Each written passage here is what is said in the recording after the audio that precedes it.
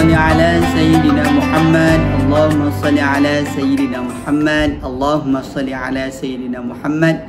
Assalamualaikum warahmatullahi wabarakatuh. Alhamdulillah, bertemu lagi kita di dalam Ta'alim Hadis. Hadis pada hari ini saya akan membaca hadis yang bertajuk berpuasa tapi dimasukkan ke neraka. An Abi Yahya Maula Ja'data qala sami'tu Aba Hurairah radhiyallahu anhu yaqul qila li Rasulillah sallallahu alaihi wasallam inna fulanata tusalli al-laila wa tasummu an-nahar wa fi lisanuha shay'un yu'dhi jiranaha salitatun qala la khayra fiha hiya fi an-nar wa qila lahu inna fulanata tusalli al-maktubah wa tasumu ramadana wa tatasaddaqu bil athwar wa laysa laha shay' ghayruhu wa la tu'dhi ahadan qala hiya fil jannah. Maksudnya daripada Abu Yahya Maula Jaddah, dia berkata, aku mendengar Abu Hurairah radhiyallahu anhu berkata, Rasulullah sallallahu alaihi wasallam pernah ditanya mengenai seseorang wanita yang mendirikan solat pada malam hari dan berpuasa pada siang hari, tetapi mulutnya bermasalah. Dia sering menyakiti jirannya. Lalu Rasulullah sallallahu alaihi wasallam bersabda, tiada kebaikan padanya dan dia akan dimasukkan ke dalam neraka. Kemudian Rasulullah SAW ditanya pula, terdapat seseorang wanita yang mendirikan solat fardu dan berpuasa di bulan Ramadan dan dia bersedekah dengan sedikit gandum, tetapi dia tidak pernah menyakiti seorang pun dengan lisannya. Baginda menjawab, dia di syurga. Mustadrak Al-Hakim.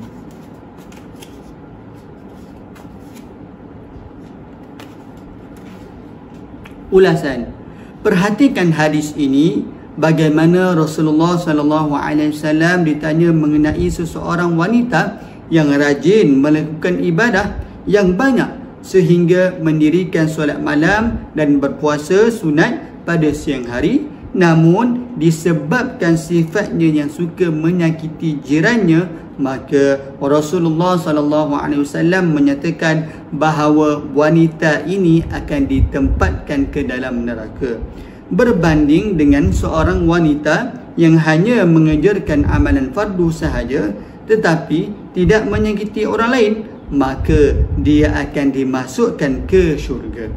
Hadis ini mengingatkan kepada kita, walaupun seseorang itu rajin melakukan ibadah, jangan sampai dia menyakiti orang lain atau menzalimi orang yang berada di sekelilingnya. Ini kerana dibimbangi kezaliman yang dilakukan terhadap orang lain akan menghapuskan kebaikan yang dilakukan. Bagaimana kebaikan seseorang itu boleh hilang di akhirat kelak?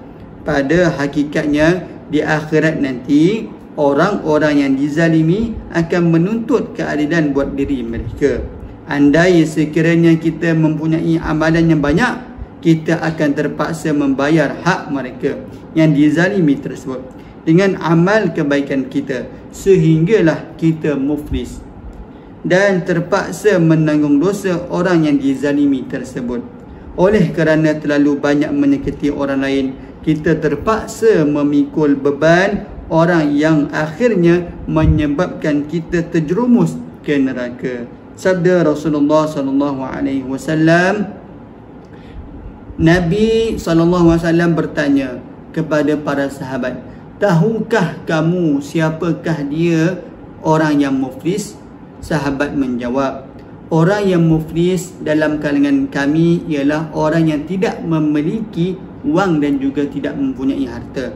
Lalu Nabi bersabda, sebenarnya orang yang muflis dalam kalangan umatku ialah orang yang datang pada hari kiamat dengan membawa pahala solat, puasa dan zakat, tetapi semasa di dunia dia pernah mencerca orang lain, menuduh orang lain, menumpahkan darah dan pernah memukul orang lain, maka akan diberikan kepadanya orang yang dizalimi tadi pahala kebaikan dirinya, dan begitulah seterusnya terhadap orang lain yang pernah dianiayanya, sehingga apabila telah habis pahalanya sedangkan bebanan dosa penganiayaan masih belum lagi habis, maka akan diambil daripada kesalahan orang yang teraniaya itu lalu dibebankan kepada orang tersebut, sehinggalah ia dicampak ke dalam api neraka. Sahih Muslim. Jelas di sini bahawa selain daripada melakukan amal soleh, kita ditegah daripada menyakiti orang lain. Ini kerana dibimbangi kezaliman yang kita lakukan itu akan menjadikan puasa dan amal kita tidak berupaya membawa kita ke syurga. Disebabkan kerana terlalu banyak kezaliman yang kita lakukan terhadap orang lain. Hadis ini turut mengingatkan kita mengenai kewajipan menjaga lidah kita daripada menyakiti orang lain. Kegagalan seseorang itu menjaga pertuturannya akan menyebabkan dia dibenci oleh Rasulullah SAW. Sabda Rasulullah SAW, wa anna abghadakum ilayya wa ab'adakum minni majlisan yawmal qiyamah al-tharutharuna wal mutashaddiquna wal mutafayhikuna. Qala ya Rasulullah qad alimna al-tharutharuna wal mutashaddiquna fama mutafayhiqun. Qala al mutakabbirun. Dan sesungguhnya orang yang paling aku benci dan paling jauh tempat duduknya dariku pada hari kiamat nanti adalah golongan al-tatharun, al-mutashaddiqun, al-mutafayyiqun. Para sahabat bertanya, wahai Rasulullah, kami tahu siapa itu tentang at-taharun dan al-mutashaddiqun, namun siapakah pula yang dimaksudkan dengan al-mutafayyiqun? Beliau menjawab, dia adalah orang yang sombong. Jami' al-Tirmizi. Ketika meriwayatkan hadis ini, Al-Imam Al-Tirmizi menjelaskan tentang siapakah dia at-taharun dan al-mutashaddiqun. Kata Al-Tirmizi yang dimaksudkan dengan tahar adalah banyak percakapan, dan yang dimaksudkan dengan mutasyaddiq adalah orang yang memanjangkan bicara di hadapan manusia dan berkata kotor kepada mereka. Dalam arti kata lain, mereka ini adalah golongan yang berlagak di hadapan manusia melalui kata-kata mereka sehingga mereka menyakiti orang yang mendengarnya.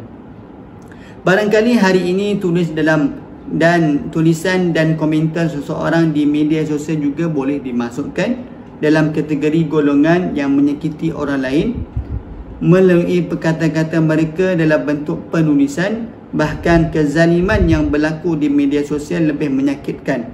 Ini kerana penulisan di media sosial bukan sahaja akan dibaca oleh orang yang ditujukan, malah disaksikan oleh seluruh pelawat di alam maya.